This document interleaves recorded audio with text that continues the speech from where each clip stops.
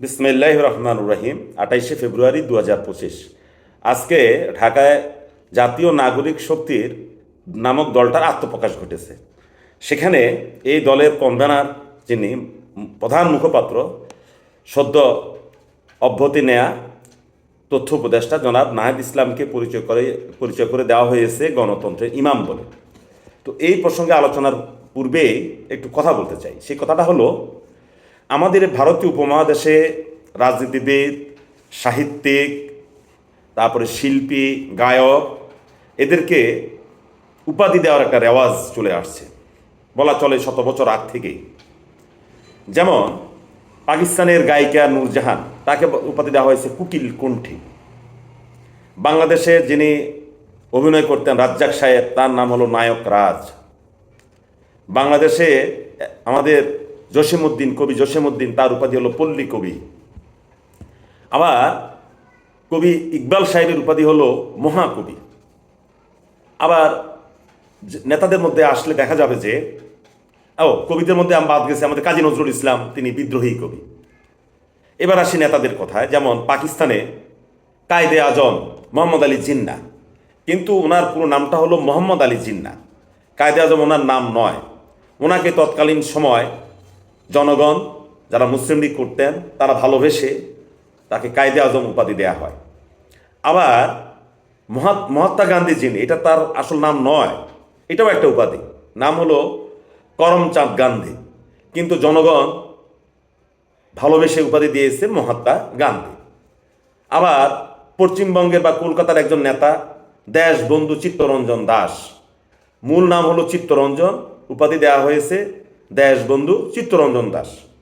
আবার নেতাজি সুভাষচন্দ্র বসু, এই নেতাজিটাও তাকে উপাধি হিসাবে দেওয়া হয়েছে, মূল নাম হলো সুভাষচন্দ্র বসু, ভালো পরিবারের, ভদ্র পরিবারের ছেলে, ওনাকে উপাধি দেওয়া হয়েছে নেতাজি সুভাষচন্দ্র বসু।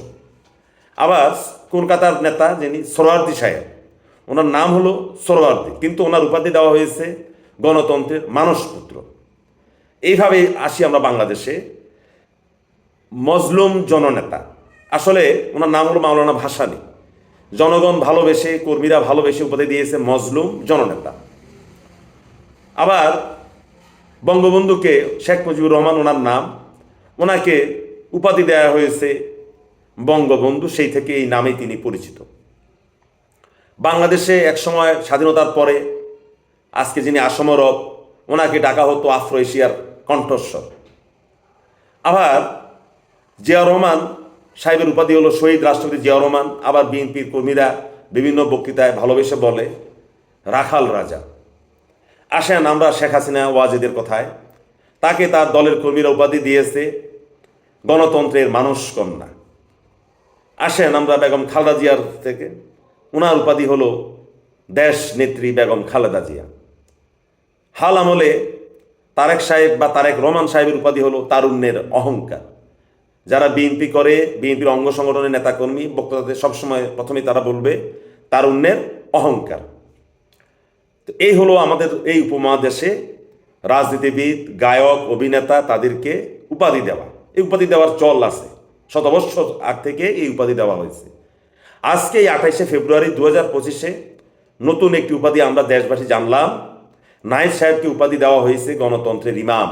ইমাম মানে নেতা বা পথ প্রদর্শক, এই যাই জামে আমরা ব্যাখ্যা করে থাকি। তো অনেকে এটা নিয়ে ট্রল করছেন বা কেউ কেউ বিদ্রুপ করছেন। আসলে বিদ্রুপ করার কিছুই নেই।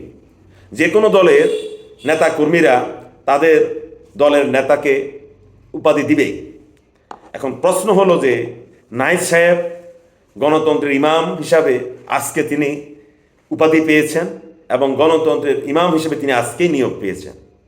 দেশবাসীর এখন দেখার বিষয়, তিনি গণতন্ত্রের ইমাম হিসাবে গণতন্ত্রকে তিনি কোন ভাষায় অভিহিত করেন, গণতন্ত্রকে তিনি কোন লাইনে, কোন পথে পরিচালিত করেন, এবং ইমাম হিসাবে তিনি গণতন্ত্রে কী ভূমিকা রাখেন, এটাই এখন আমাদেরকে দেখার বিষয়। ধন্যবাদ সবাইকে।